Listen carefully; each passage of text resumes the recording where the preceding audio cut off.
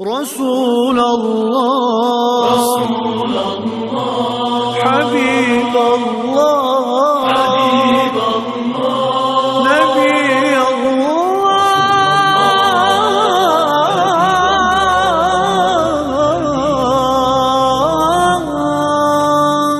شفيع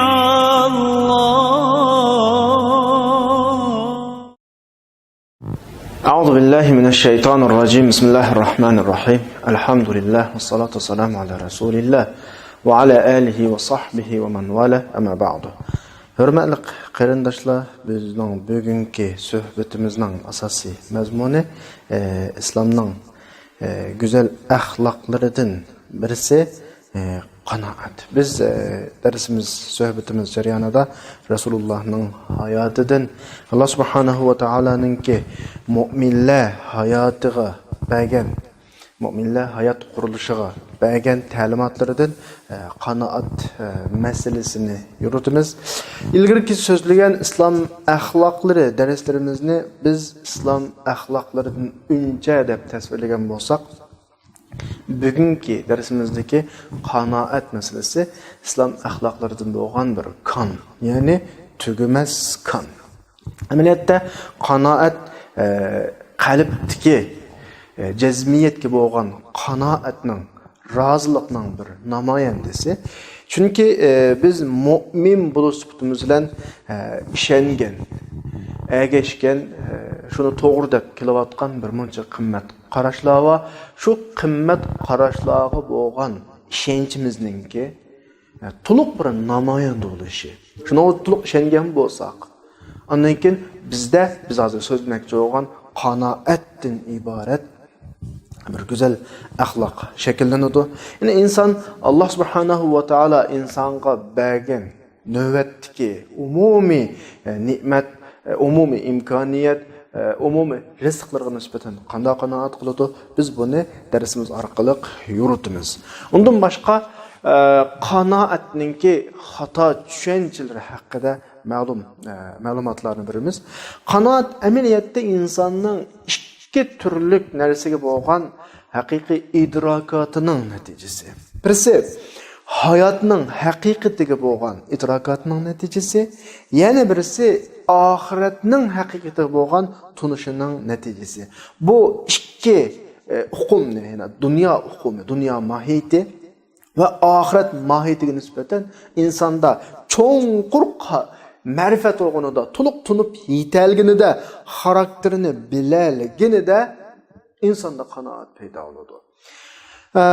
Bu xil ikki hukm, ya'ni dunyoning mohiyatiga bo'lgan bizning bir ma'lumotimiz, oxiratning mohiyatiga bo'lgan bizning ma'lumotimiz insonning o'zining bu dunyoda yaratilish xarakteridan boshlanadi. İnsan aslida o'zini to'g'ri tunsa, inson dunyo uchun yaratilmaganligini, oxirat uchun yaratilganligini, mangulik ne'mat bo'lgan jannat uchun yaratilganligini, faqat dunyoga shu bormoqchi bo'lgan manzilidagi bir o'tkincha vaqtliq musofa degan shakldan qaraya olgan bo'lsa dunyoga. Masalan, dunyoda ta'limotlarni o'rinlab, to'g'ri yo'l mengib, yaxshi ishlarga yuzlanib, masalan, dunyodagi qiyinchiliklarga sabr qilib, oxiratga mangadigan bir musofa, faqat o'tkinchi bir vaqt degan tunishga keladigan vaqtida,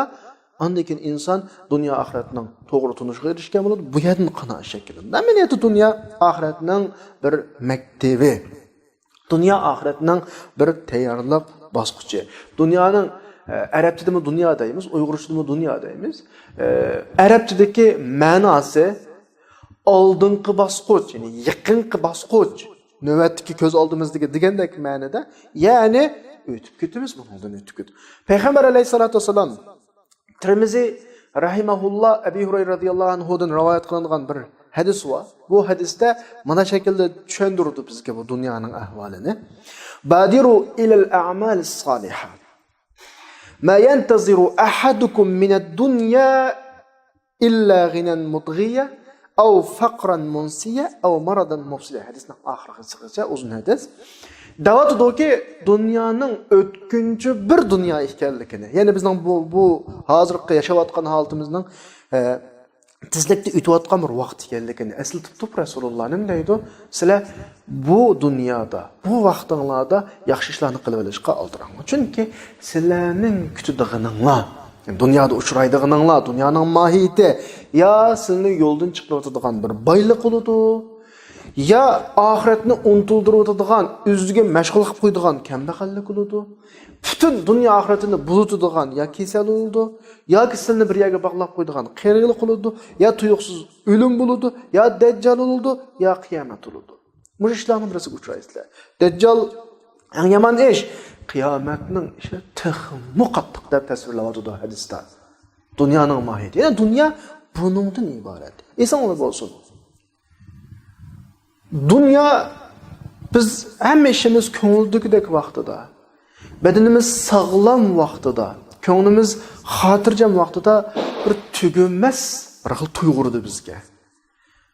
Oyoqlashmas bir vaqtdek ko'rinadi ko'zimizga. Ammo dunyo o'lim keldimi, tugaydi. O'lim hamma narsani kesadi. Hamma narsani o'zidi. Kuchlikning kuchi o'lim bilan tugaydi. Ojizning ojizligi o'lim bilan tugaydi. Güzel kilişken adamның o güzellik kilişkenlikleri ölüm bilen tugaydi. Set adamның, kürümsüz adamның o kıyafeti, o şekli ölüm bilen tugaydi. Alimning ilmi ölüm bilen tugaydi. Cahilning cehaleti ilim bilen tugaydi. Hamma narsa ilim bilen, ölüm bilen tugaydi. Hey, ölüm hamma narsani tugaydigan tursa, dunyodagi hech bir ish ölümden o tarafiga oqmaydigan tursa, biz nimaga tortishimiz yani? Nimaga hali bir xil o'zimizni g'am qilib erishamagan narsalarga masalan yoki o'zimizga loyiq bo'lmagan narsalarga o'ncho'la urinishning ne hojati? U yüzden yani dunyo amaliyotda kichik bir siziq ichidagi bir narsa bo'lg'achqa, boshlanishi va oxirlashi va hamon tugaydigan bo'lg'achqa, sekund ichida sening atrofingdagi butun sen intilayotgan, qiziqayotgan dunyoga munosabatli narsalarning hammasi tugaydigan bo'lg'achqa Allohning nazar dunyoning hech vazni yo'q.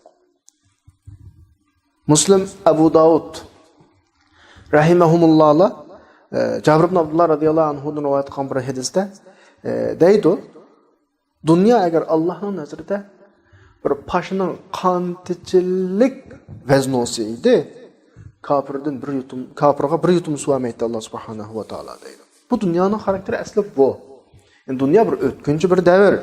Ama insan dünyanın muşu karakterini bilgilerde dünya insanın cennete kayıldı. Mümininin cennete kayıldı. Qandaqsıga? Çünkü şu vaqtida mümin düşünüdü ki ikkinchi qatim tuluqlımısı bo'lmagan bir imtihan meydanı ekanligini düşünüdü bunu. İkinci qatim tekrar sınash fursati bo'lmaydigan bir o'tadigan ko'rik ekanligini biladi jannatga. Çünkü Allah subhanahu va taolo bizni dunyoga mushu dunyodagi delil paketlardan, mayli o delil paketlar atrofdagi mahluqotlarda ifodalangan, aks etgan Allohning barliq birligini ifodalaydigan delil paketlar bo'lsin, yoki Alloh bizga payg'ambar avatish orqali tushirgan Qur'onda ifodalangan delil paketlar bo'lsin, bu orqali Allah'ını tunusun deb dunyoga kelgan. Allah subhanahu wa taolo bizni. Allah bizning dunyoga kelishda mushu dunyodagi prinsipiga itoat qilsin.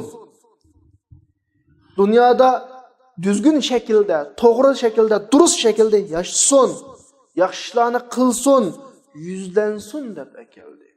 Allah subhanahu wa taolo bizni dunyoga oxirat uchun bir ziroat terg'anga o'xshash bir yashasin deb dunyoga keldi. Xuddi bu ayet yazının kuzg'icha bir ziroat terish mezgiliga o'xshaydi dunyoning ishi. Amaliyotda mush haqiqatni tunyolgan odam uchun dunyo jannatga kirishning sababi. O yüzden dunyomi mu'minning bir jannati. Chunki ashini ko'zlab turib, jannatni umid qilib turib yashayapmiz dunyoda. Yani bizim mana jetgan vaqtda jannatning oldingi bosqichi yashayapmiz. Shuning uchun dunyo bizga nisbatan jannat bo'ladi. Chunki biz shu tuyg'ularni qanaqavatimiz yashayapmiz. Sura Zumar'ninki 87-oyatida Alloh subhanahu va taolo bu haqda va qalu mu'minlarning sifatini, mu'minlarning tutgan mavqesini dunyoga nisbatan ifodalab, bu deydiki Alhamdulillahillazi sadaqana va'da va awrathana al-arda.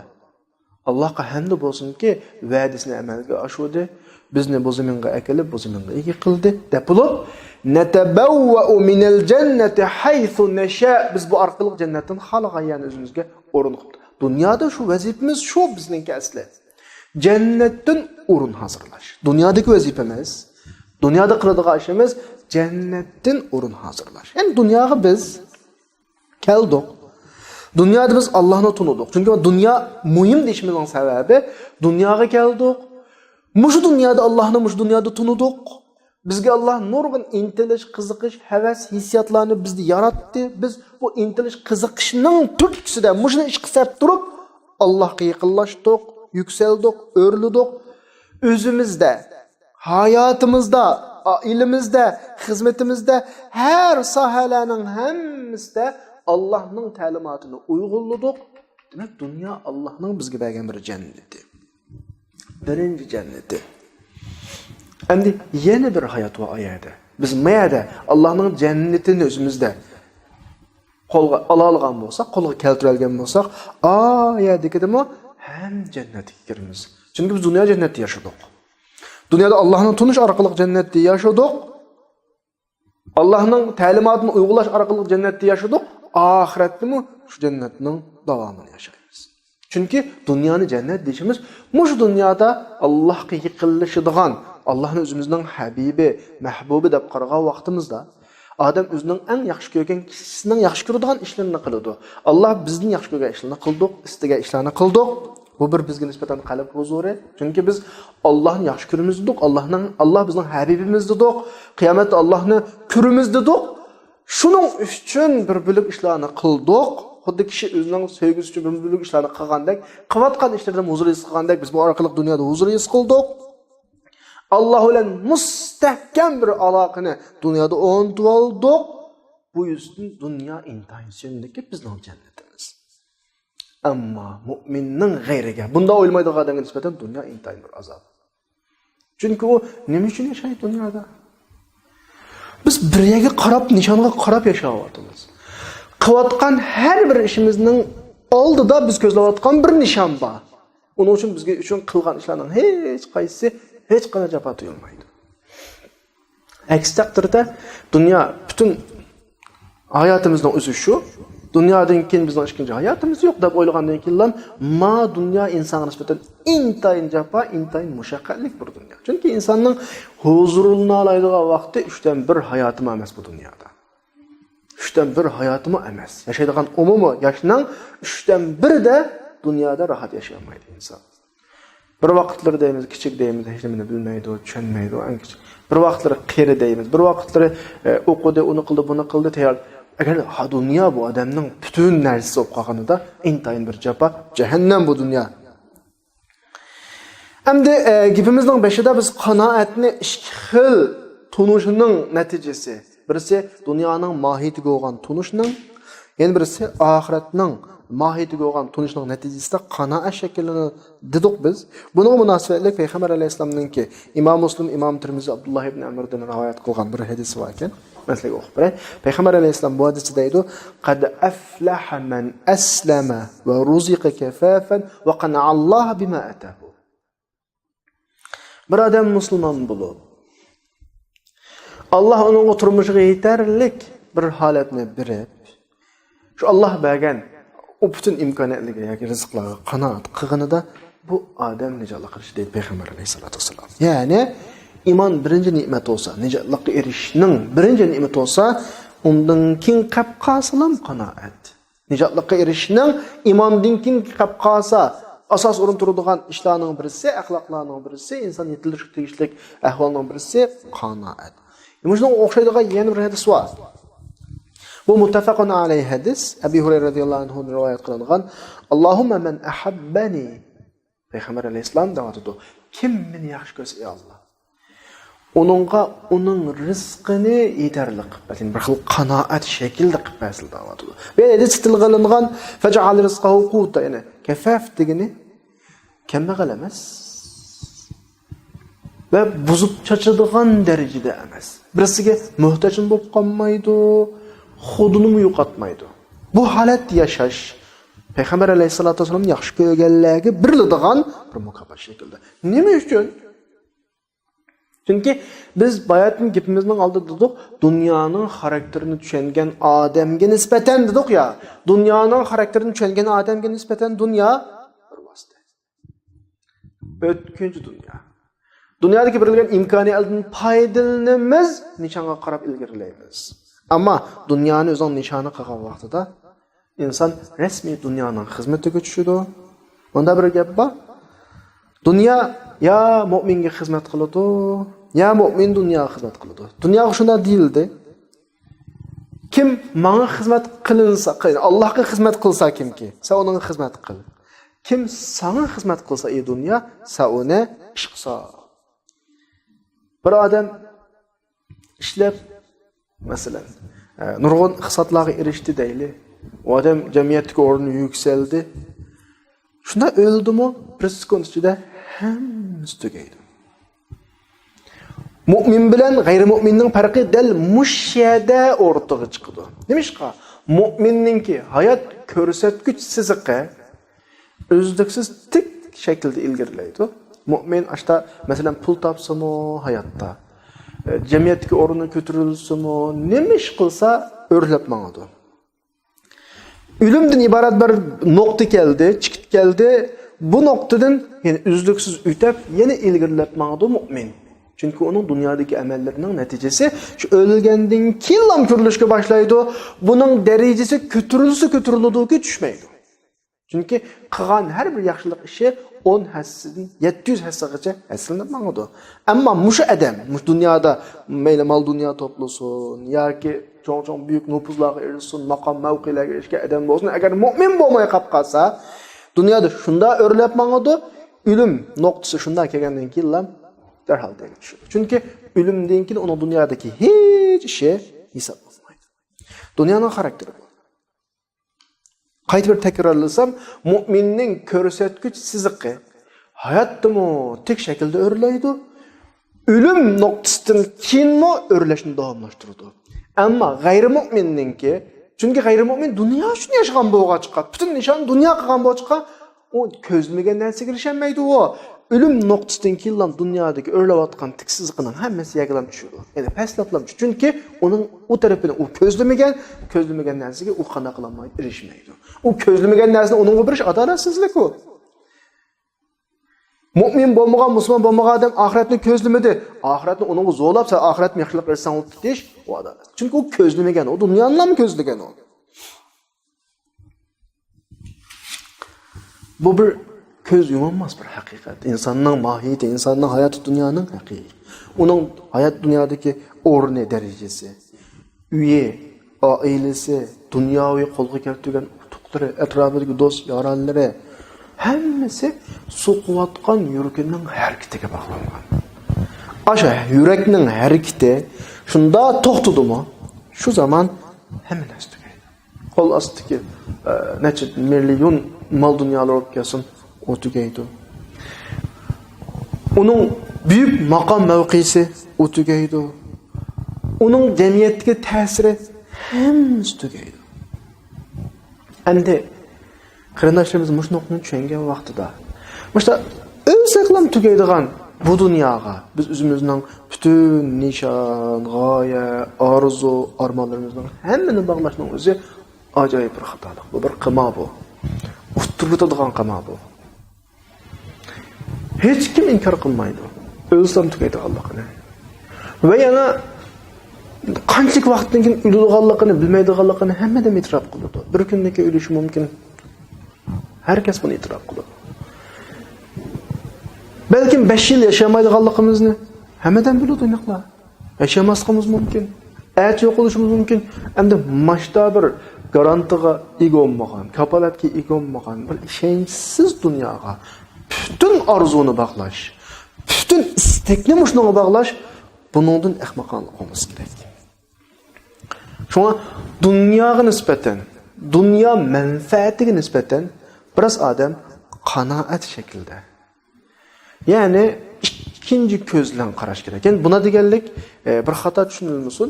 Dunyoda tirishmaslikni tashabbus qilganlik emas. Tirishishing kerak. Chunki hayotdagi vazifang shu. İşlishing kerak. Hayotdagi vazifang shu. Uzluksiz yuksalishing kerak. Hayotdagi vazifang shu. Ammo sening nishoning bu ishlash, bu yuksalishdan uzluksiz oxirat bekitigacha to'xtamayman. Ammo shunda qadamingni eliblam dunyoda ma'lum bir imtiyoz, ma'lum bir iqtisod qilgandan keyin uqatqa mengishdan, ya'ni manzilning, musofining oxirini davomlashtirishdan to'xtab olsang, sening ishing chataq. Shunga ma hayotdagi ma musofiga nima ko'zga ilmagan shaklda yashash kerakki, buni besib atlab o'tib ketishimiz kerak.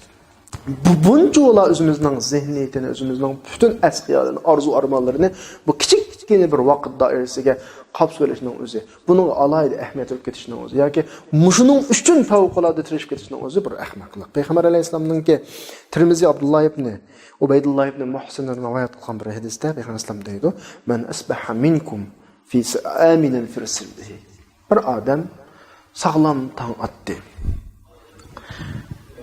Tini sağlam, xotirjam, shu kunlik o'ziga yetadigan bir narsa bor degani, ya'ni uning bir narsaga ehtiyoji yo'q.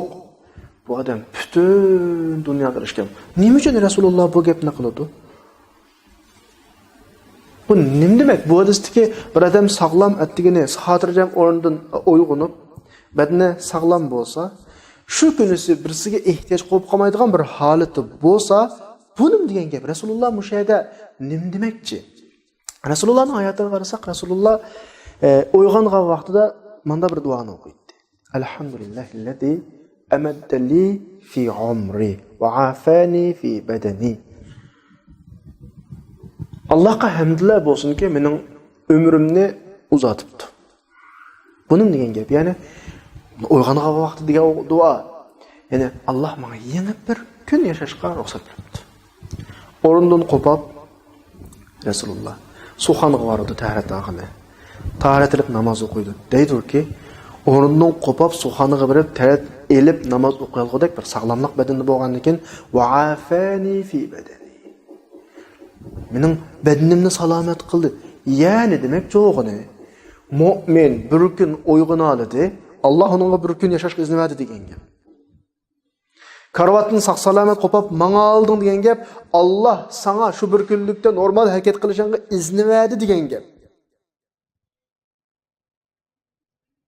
Biz bu nuqtani tushunishimiz kerak. Yana bu yerda demakchi bo'lgan bir ifoda.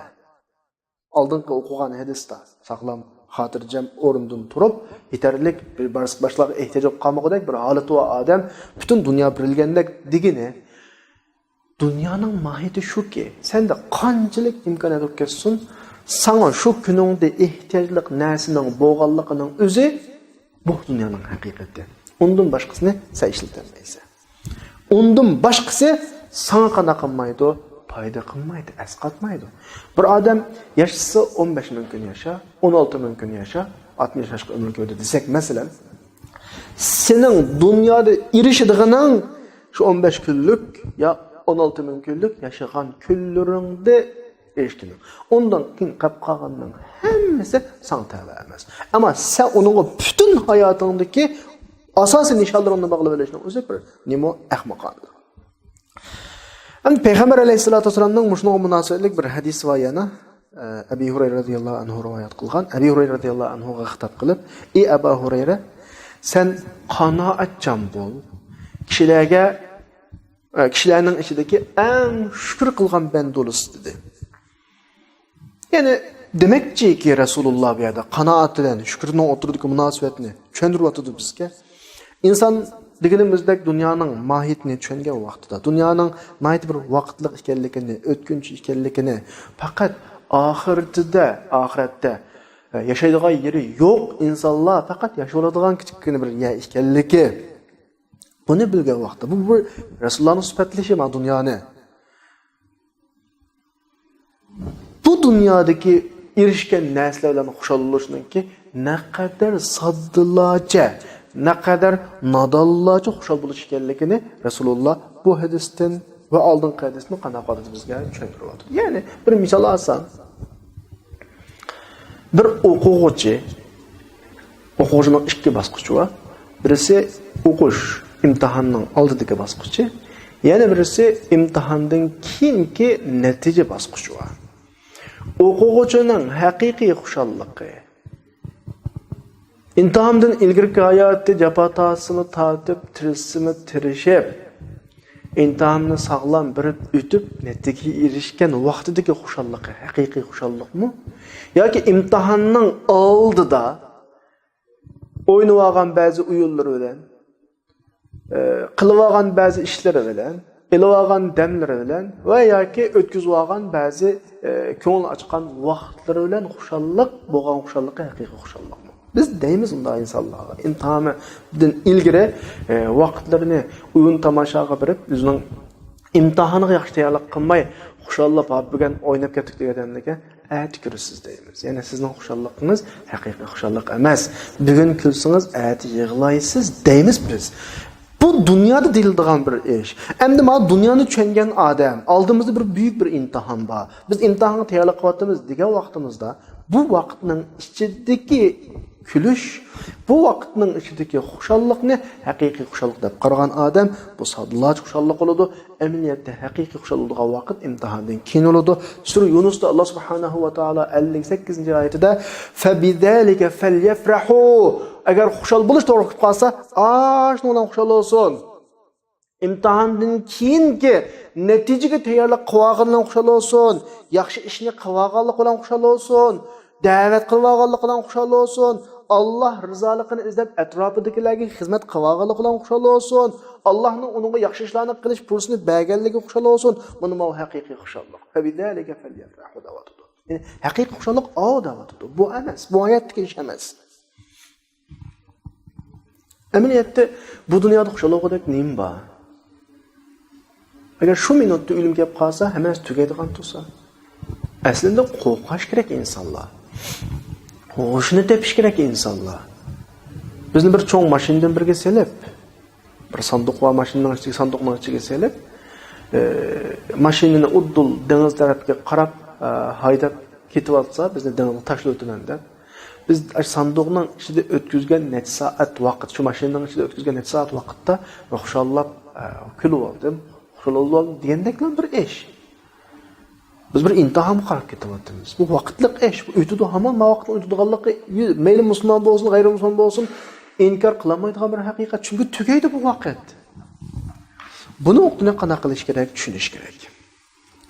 Endi hayotda shu hayotning haqiqatlarini tushunmagan vaqtida insonda qanoatsizlik yuz beradi. Ya'ni uzluksiz hayotda, hayotning huzurida yüksekki qarash, üstüdeki qarash. Bazı insanlar var. Davamlı özüden yuqur turmushdagi kishilarga qaraydi, o'zining yuqur o'rindagi kishilarga qaraydi. Shuning bilan hayoti g'am bilan o'tadi. Ichi pushuq bilan o'tadi, hasrat bilan o'tadi. O'zidan o'ziga achchiq qilishlar bilan o'tadi. Bu eng tayin nodon insonlar. Ya'ni sog'lom bir badani va sog'lomlik va odamlar velosiped minganlar qaraydi, hasratlanadi. Onun velosiped beriladi masalan. Undan motosiklet minganlarga qaraydi. Tamam, onun motosiklet beriladi. Mashina berilganlarga qaraydi. Onun mashina beriladi, mashinaning ilg'or markadagi mashina berilganlarga qaraydi. Bu inson agar bu qadar o'zining nishonini, kuzini hayotga qaratib olsa, dunyoga qaratib olsa, mayli unga nim berilmasin. O g'amning ichida yashagan. Chunki davom ustidagi insonlarga qarash orqali o'zining navbatdagi ahvolidan aslo rozi bo'lmaydi.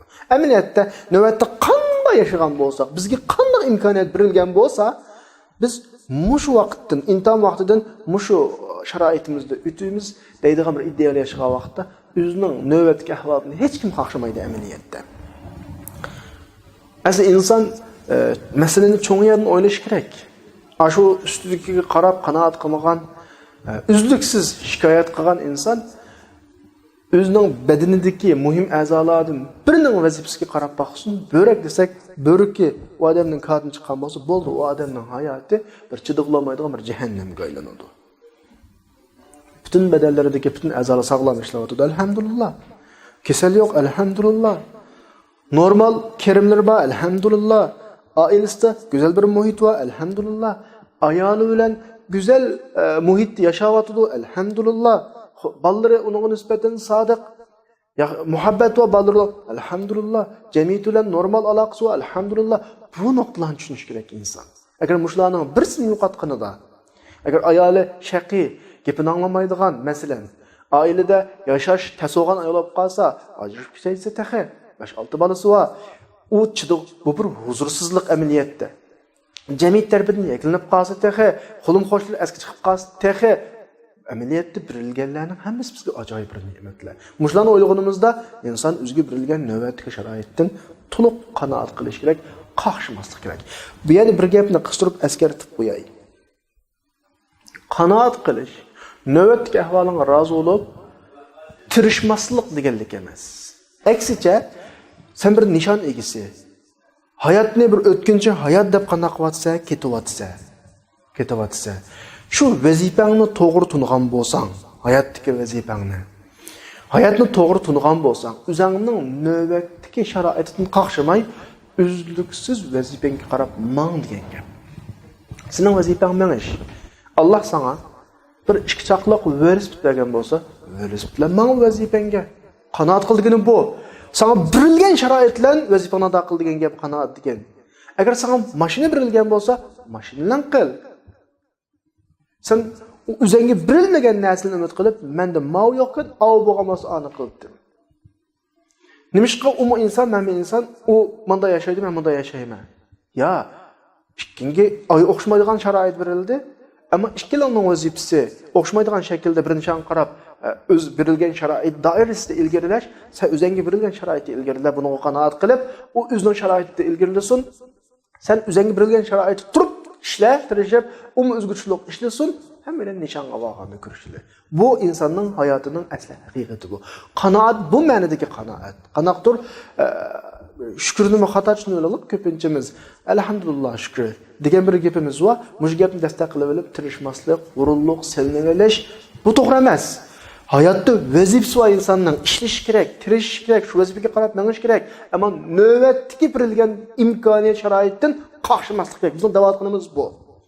Qanchalik imkoniyat bo'lsa, shu imkoniyatdan foydalanib olg'a ilgilab mangasa, mana buni o'zi qanoat bo'ladi. Agar mushu nuqtani to'g'ri tushunalganda inson, insonning navbatga yotgan hayoti jannat tuyuladi. Qur'oni Karimning sura Muhammadning 6-oyatida va yudkhiluhumul jannata arrafaha lahum. Amaliyotda ulug'i tunutgan jannatga ularni kirgizib dedi. Ne tunutgan? Dunyoda biz uning huzurini his qilganmiz uni. Shu qanoatla yashagan vaqtimizda o'zimizni jannatda his qilamiz. Bu oxiratga kiradigan jannatimizningki oldin bizga berilgan tuyg'usi, jannat tuyg'usi bu. Bir odam hayotda jannat tuyg'usi yashamoqchi bo'lsa, qanoatla yashash kerak. Ya'ni o'zining vazifasini tonish kerak, vazifasiga qarata navbatda berilgan butun imkoniyatdan to'liq foydalanish kerakki, yo'qdan qaqshamaslik kerak. Chunki har kasga o'xshamaydigan sharoit beriladi va har kasning o'xshamaydigan berilgan sharoit qarta imtihon elinadi, vazifasi shu shaklda bo'ladi.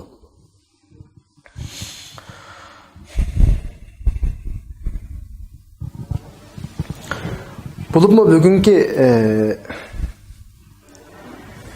hayotimizda o'zgich narsalar olib ketdi. Shu axborot, media bizga hayotni film shaklida sunib,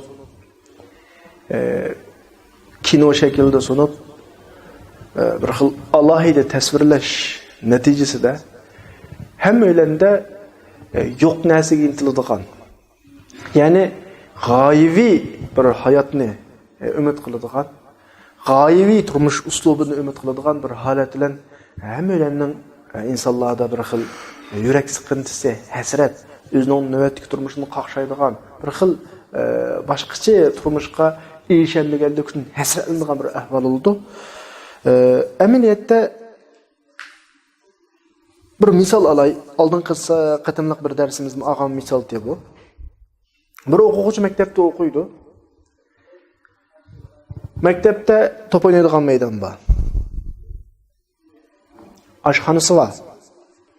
Har xil ko'ngil ochish faoliyati bor va o'qish bor. O'quvchi, maktabda o'qigan o'quvchi Şu mektepke berishda tam bir nishonni qilib boradi. O olsun o'qish. O'qishni yaxshi natijalar bilan bitgandan keyin andin keyin o'zining ko'zlagan nishonlarga yetadi o'quvchi. Bu asli o'quvchining o'quvchi bo'lish xarakteri bu yana. Mohiyati bu. O'quvchi maktabga o'qish uchun boradi. Endi o maktabdagi oshxona, mal sotib olish kichik magazinlari, top o'ynaydigan maydonlar va boshqa faoliyatlar şu o'qish jarayonidagi uningga berilgan imkoniyat va foydalanish vositalari. Endi bir o'quvchi maktabning oshxonasini deb bo'lsa, maktabdagi o'ynaydigan maydonlarni deb bo'lsa, yoki boshqa faoliyat, ko'ngilchi faoliyatlarini deb bo'lsa, bu o'quvchiga nisbatan nima deymiz endi? Uni ahmoqlar deymiz. O nishoniga yetalishi intayin tez. Bu bir dunyodagi bir o'lcham, bir o'quvchining misolini da'vatimi. Endi ma dunyoga qaytib kelaylik biz o'zimizning hayotiga. Bu dunyoni bir maktabga o'xshatsak, bizga berilgan har xil imkoniyatlar bo'ladi. Ba'zilarining yuqori, ba'zilarining tuvan, ba'zilarining andoq, ba'zilarining mundoq. Ammo inson o'zi bir o'quvchi deb tushunib turish kerakki, dunyoda qiladigan bir ish bor. Aşı ish qilish, aşı vazifani ado qilish jarayonida biz bu berilgan imkoniyatlardan foydalanamiz va oxirgi nishoniga yetib buyuk natijalarga andin keyin erishamiz. Muşnoqni o'ylagan vaqtida insonning kallasi qo'shimcha atrofda berilgan imkoniyatlarga ketishi kerakmi-kan? To'g'ri, bir imkoniyat berildi, undan foydalansak bo'ladi. Ammo asosiy nishon nima bo'lishi kerak? O'zining haqiqiy vazifasi bo'lishi kerak. Qo'shimcha nuqtalar har bir insonning kallasidagi nishon g'ayni dunyoda qanday qilmaslik kerak, emaslik kerak. Insonda bo'lsin, inson oxirat uchun yaratilgan maxluq, dunyo uchun emas. O'zi yaratilgan manziliga yetishning oldida to'layotgan badali bu dunyodagi. Uning uchun o'zining layoqatlik bir shaklni isbotlayotdi hozir dunyoda. Mushun asosiy ko'zlagan nishon qilish kerak. Bundan boshqasi faqat atrofidagi bizga berilgan imkoniyatlar. Bir shahardan bir shaharga mangan bo'lsak, nishonimiz shu shahar.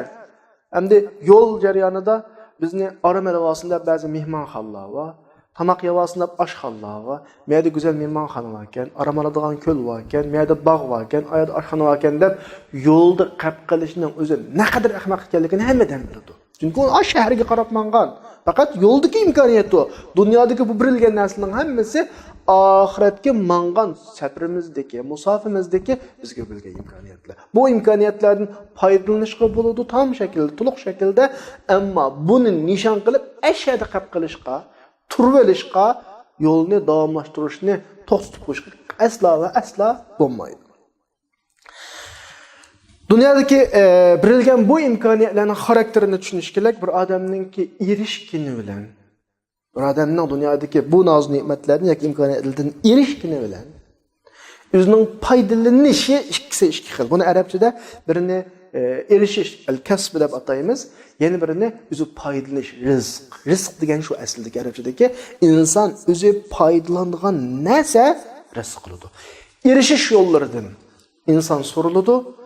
Foydalanish masalasiga kelsak, inson foydalanalg'ini o'ziga hisob bo'ladi, foydalanmag'ini o'ziga hisob bo'lmaydi. Faqat bizning mol-mulklarimizning ichidan, biz erishganlarimizning ichidan dunyoda biz yeb iste'mol qilganlarimiz, kiyib ko'natqinimiz yoki yaxshi yo'llarga sarf qilish orqali o'zimizning sadaqa jariya qilganimizdan boshqa hammasi bizga tabe emas. Biz qanchalik ko'p narsaga erishib ketili mushunchalik bizning foydalanadiganimiz. Ya yeginimiz, ya keyginimiz, yoki yaxshi yo'llarga sarf qilish orqali ustimizga yozdirib olganimiz. Bu bizning, undan boshqasi bizning emas. Qanchalik topili foydalana oladiganimiz mush doirada, mush uch doirada bo'ladi. Amaliyotda insonning foydalagan doirasi intayin kichik bo'lsa-mu, inson shuncha tirishidi. Bir nuqta alohida eskartish nuqta, shu erishish yo'lida qo'llanilgan uslublarning hammasidan savol so'roqqa tortildi. Halol uslub qo'llandingmi? Halol yo'ldan topdingmi va halol yo'lga xajildingmi degandek savol so'roq va buni inson kallasidan qanaqa qilmaslik kerak, chiqarmaslik kerak. Bu yerda yana eng oxirida bizning suhbatimizning oxirida qarindoshlarimizga eskartib qo'ydigan va xato tushunish ehtimoli bo'lgan bir muhim nuqtadan birisi va qanoat va shukr qilish masalalarini tilga olganimizda ko'pincha kishilar az narsaga rozi bo'lib ishlash tirishni tashlash uqumi bilan tushunib qolsa bo'lmaydi. Dunyoda mu'min büyük himmetli bo'lish kerak. Mu'min arzu armonga to'lgan bo'lish kerak. Mu'min arzu armonga to'lgan bo'lish kerak. Amaliyotda mu'minning pul tepishi yaxshi amal qilishidagi asosiy muhim alqa yaxshilarni qilishidagi mu'min iqtisodli bo'lsa, uni yaxshi yo'llarga sarf qiladi, atrof tikila uning ta'sirini ko'radi, yetimlar uningdan foydalanadi, yalang'ochlar uningdan kiyim oladi, nodonlar shu sababdan o'qiydi. İnsan mu'min o'zining iqtisodi va qo'lga keltirgan imkoniyat bilan turli yaxshiliklarni sanoqsiz yaxshiliklarni baralaydi. Amaliyotda iqtisod hayotning nimasi asosiy.